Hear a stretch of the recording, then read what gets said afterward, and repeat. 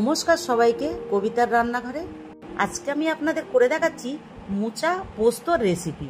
এই নতুন ধরনের মোচার রেসিপিটা আপনারা অবশ্যই একবার করে খেয়ে দেখবেন, যা খেতে খুবই ভালো হয় এবং খুব কম সময়ের ভেতরেই রেসিপিটি তৈরি করে নিতে পারবেন।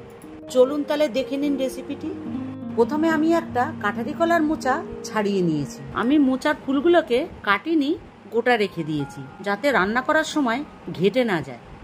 এরপর আমি তেলের মধ্যে শুকনো লঙ্কা, তেজপাতা আর একটু জিরে দিয়ে ভেজে নেব। এটা ভাজা হয়ে গেছে। এরপর আমি একটা আলু পাতলা পাতলা করে কেটে রেখেছিলাম, সেটাও দিয়ে দিচ্ছি। কয়েকটা কাঁচা লঙ্কা আর টমেটো কুচোনো দিয়ে দিচ্ছি। এরপর আমি যে মোচাটা কেটে রেখেছিলাম সেটাও দিয়ে দিচ্ছি। মোচাটা অনেকক্ষণ আগে কেটেছি বলে ওটা একটু কালো হয়ে গেছে। এই মোচা কেটে চাল ধোয়া জল এবং একটু লবণ দিয়ে ভালো করে ধুয়ে নেবেন, তাতে মোচার কষটা থাকবে না। এরপর আমি এতে লবণ দিচ্ছি আর 1 চামচ আদা জিরে বাটা দিচ্ছি, হলুদ গুঁড়ো দিচ্ছি আর সামান্য লঙ্কার গুঁড়ো দিচ্ছি। দিয়ে এটা আমি নেড়ে চেড়ে হাই ফ্লেমে 3 মিনিটের মতন ভেজে নেব। 3 মিনিট পর দেখুন এটা কি সুন্দর ভাজা হয়ে গেছে, পরিমাণটাও অনেকটা কমে গেছে। এরপর আমি অল্প জল দিয়ে ভালো করে মিশিয়ে নেব। এখানে আমি আর একটু জল দিচ্ছি।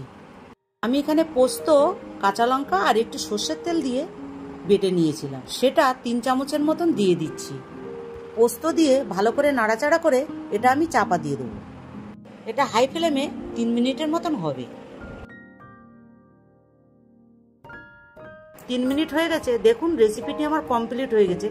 এরপর আমি নেড়ে চেড়ে নামিয়ে দেবো আর একটু কাঁচা সর্ষের তেল ওপর দিয়ে ছড়িয়ে নামাবো। আপনারা এরকম নতুন পদ্ধতিতে মোচার রেসিপি অবশ্যই একবার করে খেয়ে দেখবেন। রেসিপিটি ভালো লাগলে লাইক, শেয়ার, কমেন্ট করবেন এবং নতুন নতুন রেসিপি দেখতে পাওয়ার জন্য অবশ্যই আমার চ্যানেলটিকে সাবস্ক্রাইব করবেন।